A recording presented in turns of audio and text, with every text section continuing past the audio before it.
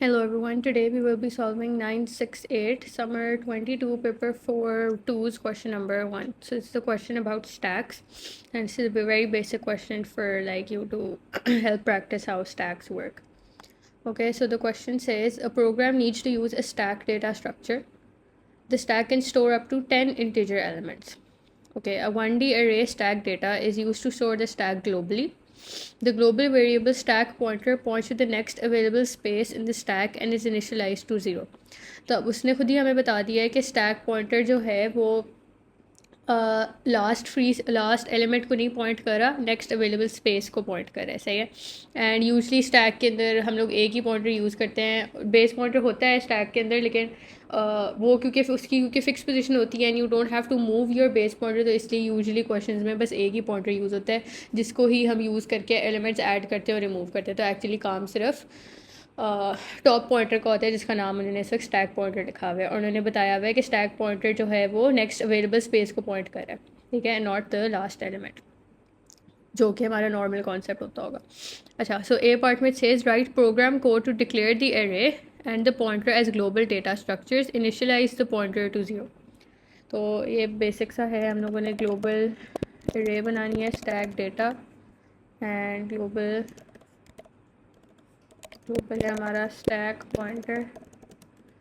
फिर हमने कहना है कि स्टैक डेटा जो है वो एरे है ऑफ 10 इंटीजर एलिमेंट्स, तो हम उसको एम्प्टी इनिशियलाइज कर देते हैं 0 4 अंडरस्कोर रेंज 10।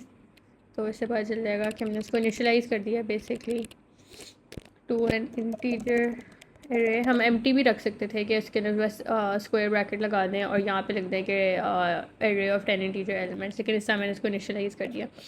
और स्टैक पॉइंटर को हमने डिक्लेयर करना था, इनिशियलाइज करना था टू 0। तो ये हमारा ए पार्ट हो गया। अब बी पार्ट में says write a procedure to output all 10 elements in the stack and the value of the stack pointer.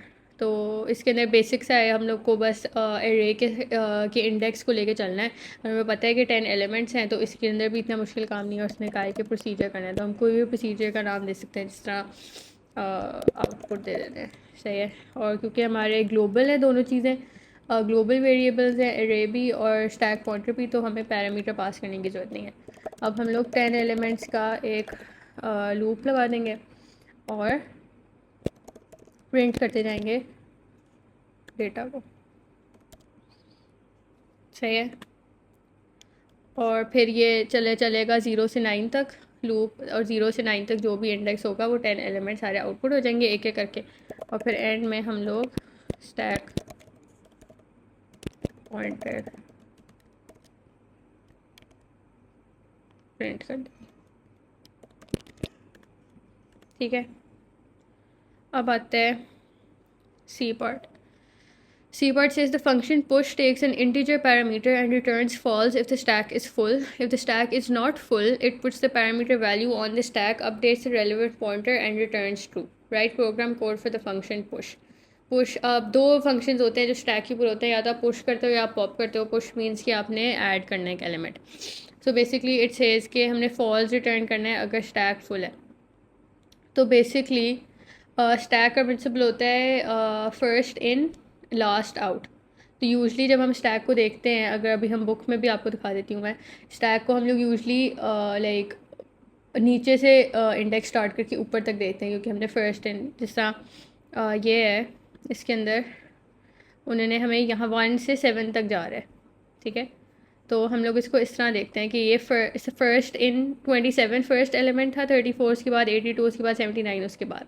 तो the first element to be removed would be 79 जब हम पॉप कर रहे होंगे। 79 पहले रिमूव होगा क्योंकि वो लास्ट इन था, तो it's a last in first out और first in and last out. तो the first element in is the last element out and the last element in is the first element out. तो ये pop के लिए होता है वैसे, लेकिन अभी हम पुश करें, सही है। तो उसने कहा है कि returns false if the stack is full. तो बेसिकली अगर स्टैक पॉइंटर की वैल्यू जो है वो ग्रेटर दैन 9 होगी, कि stack pointer is pointing to the next free space, right. तो अगर स्टैक पॉइंटर की वैल्यू ग्रेटर दैन 9 होगी तो दैट मीन्स कि स्टैक फुल है। एंड अगर स्टैक नहीं है फुल, उसकी वैल्यू नहीं है ग्रेटर देन 9, तो फिर हम लोग पैरामीटर वैल्यू को स्टैक पे डाल देंगे और रेलिवेंट पॉइंटर हमारा स्टैक पॉइंटर ये है, उसको हम अपडेट कर देंगे +1 कर देंगे, और ताकि रिटर्न ट्रू कर दे वो. ओके, सो अब we are gonna write the push function and इसके अंदर we are gonna send the parameter, जो कि हम लोग वैल्यू लिख देते हैं, एंड फिर हमारे दोनों ग्लोबल वेरिएबल आ देंगे. Okay, so to check if the stack is full or not, it's gonna first check stack pointer की value क्या है, and as I said पहले भी कि अगर वो if it's gonna be greater than 9, इसका मतलब है कि stack full है. तो if stack pointer is greater than 9, return false. सही है, उसने सिर्फ रिटर्न करने को कहा है, हमें कोई स्टेटमेंट देने को नहीं कहा. सही है, तो if it stack is not full, सही है. अदरवाइज़ यहाँ पे हम एल्स लिख भी सकते हैं, नहीं भी लिख सकते.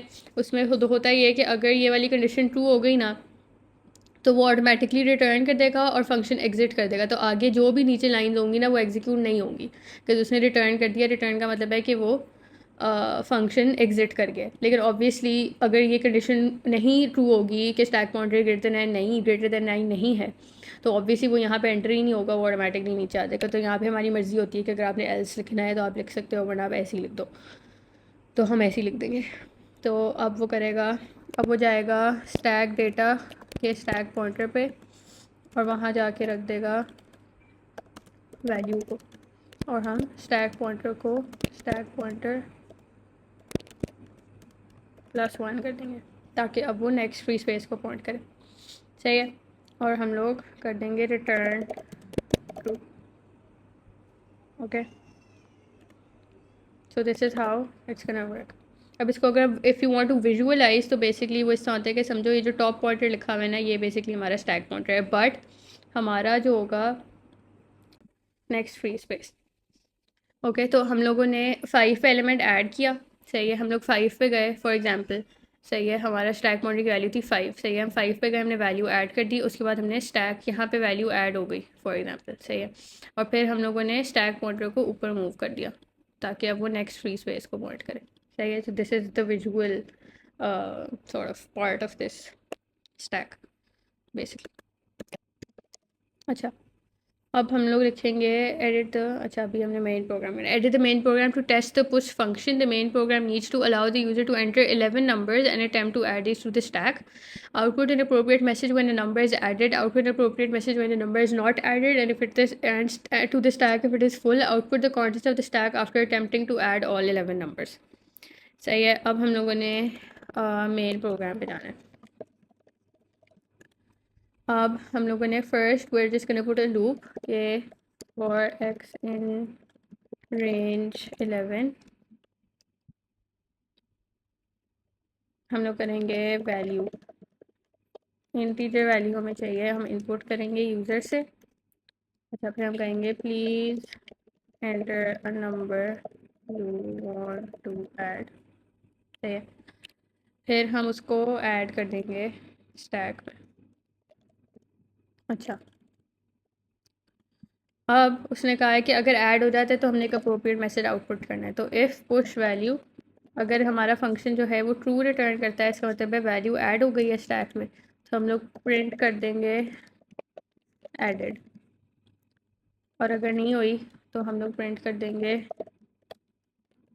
स्टैक इज़ फुल कर देते हैं, ये ताकि पता चल जाए कि क्या हो. अच्छा, उसके बाद output the contents of the stack after attempting to add all the neighbour numbers. अब हम लोग बस आउटपुट को कॉल कर देंगे. ठीक है, तो ये हमारा मेन प्रोग्राम हो गया. अब उसने कहा test your program from part 1D1 with the following 11 inputs. तो हमने 11 से 21 तक जाना है. अब हम इसका कोड रन करेंगे. ठीक है, 11 12 13 14 15 16 17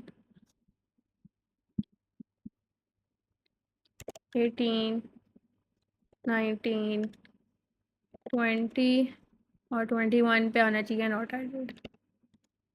उसने कहा स्टैक इज़ फुल. अब उसने सारे आउटपुट कर दिए कॉन्टेंट, और स्टैक पॉइंटर की वैल्यू बता दिया 10, विच बेसिकली मीन्स कि वो ग्रेटर देन 9 हो गया और अब कोई एलिमेंट ऐड नहीं हो सकता, क्योंकि हमारी एरे थी ही 10 एलिमेंट्स की. ओके. E part में says the function pop returns -1 if the stack is empty. If the stack is not empty, it returns the element at the top of the stack and updates the relevant pointer. अच्छा, so basically ये वही है कि हम लोगों ने जो pop पहले भी डिस्कस किया था कि पॉप जो है वो फर्स्ट इन लास्ट आउट के प्रिंसिपल से होगा कि जो last in first out, basically हम इसको कह सकते हैं फॉर मेकिंग इट ईजियर, कि जो एलिमेंट लास्ट पे ऐड हुआ था वो सबसे पहले निकलेगा. सही है. तो बेसिकली फॉर एग्जांपल, अब दिस इज़ फॉर एग्जांपल हमारी ये एरे है. सही है. और उसके अंदर 79 हमने लास्ट पे ऐड किया हुआ है. अब हमारे पास स्टैक पॉइंटर है जो कि बेसिकली एक एम्प्टी स्पेस को पॉइंट कर रहा है. we'll just assume this is our current situation of the array. सही है. स्टैक. अब हम लोगों ने पहले क्या करना है, हम लोगों को पहले करना पड़ेगा stack pointer is equal to stack pointer -1 हम पहले करेंगे. तो ये वाला स्टेप हमारा पहले आएगा. उसके बाद हम लोग इसको, ये वाला एलिमेंट हमारा रिमूव, हम लोग इस वाले एलिमेंट को आउटपुट करेंगे. उसने कहा है returns the element of the top of the stack and updates the relevant pointer. सही है. तो वो उसको पॉप कर देगा और यहाँ पे हम लोग एम्प्टी कर देंगे या इसको ज़ीरो कर देंगे फॉर एग्जांपल. सही है. ज़रूरी नहीं है, लेकिन हम लोग इसको रिमूव करना इस एलिमेंट को, लेकिन हमें पता चल जाएगा बिकॉज स्टैक पॉइंटर यहाँ पॉइंट करे तो हमें पता चल जाएगा कि हमारा नेक्स्ट एलिमेंट यहीं पे ऐड होगा. लेकिन हम लोग इसको ज़ीरो कर सकते हैं या एम्प्टी कर सकते हैं इफ़ यू वांट, कि अगर फॉर एग्जांपल चलो हमने यहाँ पे ज़ीरो पुट कर दिया. ओके. और ये वाली स्टैक हमारी एम्प्टी हो गई. ये वाला एलिमेंट हमारा चला गया. सही है. तो हम लोग पहले स्टैक पॉइंटर को स्टैक पॉइंटर -1 करेंगे, फिर इस चीज़ को आउटपुट कर देंगे और फिर यहाँ पे हम ज़ीरो पुट करा सकते हैं. सही है. और फिर हम लोग क्या नाम है, और अगर हमारी स्टैक एम्प्टी है विच बेसिकली मीन्स कि अगर हमारे स्टैक पॉइंटर की वैल्यू ज़ीरो है तो क्या नाम है, इसका मतलब है स्टैक एम्प्टी है, तो फिर हम लोग -1 रिटर्न करेंगे. तो इस दफ़ा उसने हमें 2 फॉल्स रिटर्न करने को नहीं कहा, उसने हमें -1 रिटर्न करने को कहा. तो दिस इज़ हाउ हमारा पॉप वाला फंक्शन विल वर्क. ओके. तो अब हम इसको लिखते हैं यहाँ पे कि पॉप. सही है. और हम लोगों ने ग्लोबल हमारे वो हैं. अब हम लोग चेक करेंगे कि if stack pointer equal to 0 return -1. सही है. और अगर नहीं है तो फिर स्टैक पॉइंटर वो पहले करो स्टैक पॉइंटर -1, फिर हम लोग एक वेरिएबल बना लेते हैं फॉर एग्जांपल रिटर्न वैल्यू, क्योंकि हमने रिटर्न करना है, प्रिंट नहीं करना. Return value is equal to stack data के स्टैक पॉइंटर पे जो वैल्यू थी. सही है. और फिर हम लोग स्टैक डेटा के स्टैक पॉइंटर पे जो ही था वो उसको हम ज़ीरो कर देंगे ताकि वो एम्प्टी हो जाए बेसिकली. और फिर हम लोग रिटर्न